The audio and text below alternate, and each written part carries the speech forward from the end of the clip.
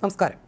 TP. Chandrasekharan കൊലക്കേസിലെ പ്രതി P K. കുഞ്ഞനന്ദന്റെ മരണത്തിൽ ദുരൂഹത ആരോപിക്കുന്ന മുസ്ലിം ലീഗ് നേതാവ് കെ.എം. ഷാജിയുടെ ആരോപണത്തിന് പിന്നാലെ മറുപടിയുമായി കുഞ്ഞനന്ദന്റെ മകൾ ഷബ്ന മനോഹരൻ രംഗത്തെത്തി.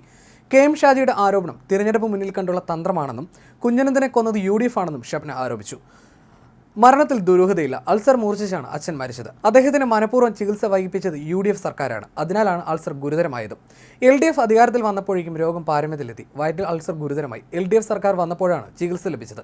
അച്ഛനെ UDF കൊന്നതാണെന്ന് അന്ന് തന്നെ ആരോപണം ഉയർന്നിരുന്നുവെന്നും ഷബ്ന പറഞ്ഞു. ടി.പി. കൊലക്കേസിൽ അന്വേഷണ നേതാക്കളിലേക്ക് എത്താനുള്ള ഏക കണ്ണി കുഞ്ഞനന്ദനായിരുന്നു. കുഞ്ഞനന്ദൻ ഭക്ഷ്യവിഷബാധയേറ്റാണ് മരിച്ചത്. കണ്ണൂരിലെ എല്ലാ രാഷ്ട്രീയ കൊലപാതകങ്ങളിലും കൊന്നവർ കൊല്ലപ്പെട്ടിട്ടുണ്ടെന്നും കെ.എം. ഷാജി പറഞ്ഞിരുന്നു. മലപ്പുറം കൊണ്ടോട്ടി മുസ്ലിം ലീഗ് മുനിസിപ്പൽ സമ്മേളന വേദിയിലാണ് കെ.എം. ഷാജിയുടെ വിവാദ പ്രസംഗം.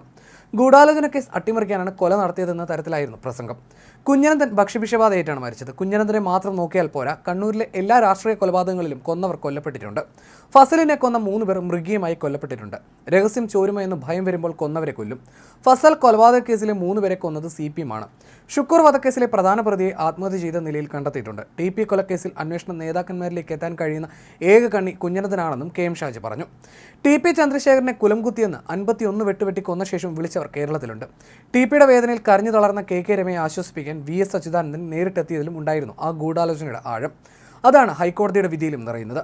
നെയ്യാറ്റിൻകര ഉപതെരഞ്ഞെടുപ്പ് കാലത്തെ രാഷ്ട്രീയ പ്രതിയോഗിയെ വെട്ടിനുറുക്കിയാൽ അത് മറ്റാരുടെയെങ്കിലും തലയിൽ വരുമെന്ന അതിബുദ്ധിയിൽ നിറഞ്ഞ ഗൂഢാലോചന. ടി.പിയെ കൊന്ന രാത്രി കണ്ണൂരിലെ ഒരു നേതാവിന്റെ മൊബൈലിൽ നിന്നും സക്സസ് എന്ന സന്ദേശം തിരുവനന്തപുരത്താണ് എത്തിയത്. ഈ സന്ദേശത്തിലേക്ക് അന്വേഷണം പോയില്ല. അതിന് പിന്നിൽ പല രാഷ്ട്രീയ അട്ടിമറികളും കേട്ടു. CBI അന്വേഷണം വേണമെന്ന രമയുടെ ആവശ്യവും ഇതുവരെ ആരും അംഗീകരിച്ചിട്ടില്ല. ഇതിന് കരുത്ത് പകരുന്ന തരത്തിലാണ് ഷാജിയുടെ ആരോപണം. ടി.പി. ചന്ദ്രശേഖരൻ വധക്കേസിലെ കുറ്റപത്രത്തിന്റെ അവസാന വാചകത്തിൽ തന്നെ ഇനിയും ഗൂഢാലോചന പ്രതികൾ ഉണ്ടെന്നും അത് അന്വേഷിക്കുമെന്നും വിശദീകരിച്ചിരുന്നു. ചന്ദ്രശേഖരനെ 51 വെട്ടിന് കൊന്ന എല്ലാവരും ഗുണ്ടകളായിരുന്നു. അവർക്ക് ടി.പിയെ അറിയുക പോലുമില്ല.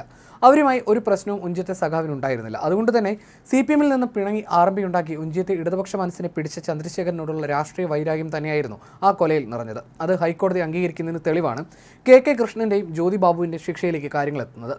സംസ്ഥാനതല ഗൂഢാലോചന ഈ കേസിൽ ഉണ്ടായിരുന്നുവെന്നത് വ്യക്തമാണ്. കോഴിക്കോട്, കണ്ണൂർ ജില്ലകളിലായി ഗൂഢാലോചന നടന്നു. സംശയം തോന്നാതിരിക്കാനും പ്രതികൾക്ക് അതിവേഗം രക്ഷപ്പെടാനുമാണ് കണ്ണൂരിലെ ഗുണ്ടകളെ കൃത്യം ഏൽപ്പിച്ചത്. ഇതിനു പിന്നിൽ കുഞ്ഞനന്ദന്റെ ബുദ്ധിയായിരുന്നു.